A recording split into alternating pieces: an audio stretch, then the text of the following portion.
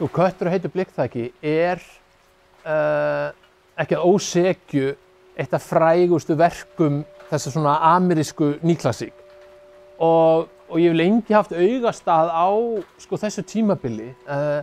Þessum verk eftir Tennessee Williams og Arthur Miller og Eugene O'Neill og Edward Albee, þau eru öll að díla við sko, uppgjör gagnvart, sem sagt, feðraveldinu, gagnvart hinum ofríkisfulla föður og alkohólisma og svona breytingar á milli, sem sagt, í rauninni gamals kerfis og nýs kerfis.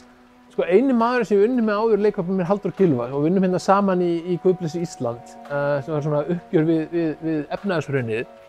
En sko, við lengi búið að langa að vinna með Hilmi og við höfum oft sko, komið nálægt í. Þetta í fyrsta sinn sem við Þorleifur Örn Arnarsson vinnum saman og ég verð að segja að það kemur skemmtilega óvart. Ég held að ég þori að fullyrða það að þetta sé svona fyrsta fjölskyldudramaði sem hann leikstýrir sko.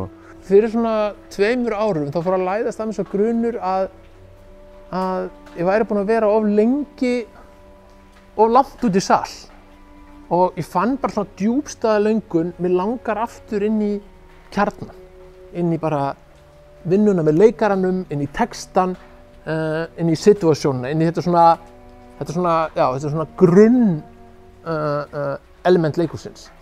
Þetta góð sýning, þetta bara svona quality sýning, bara ótrúlega vel skrifað verk. Þetta spennandi sýning, þetta er hættuleg sýning líka að fara á. Þannig ef fólk hrifið af því, þá ætti það að koma.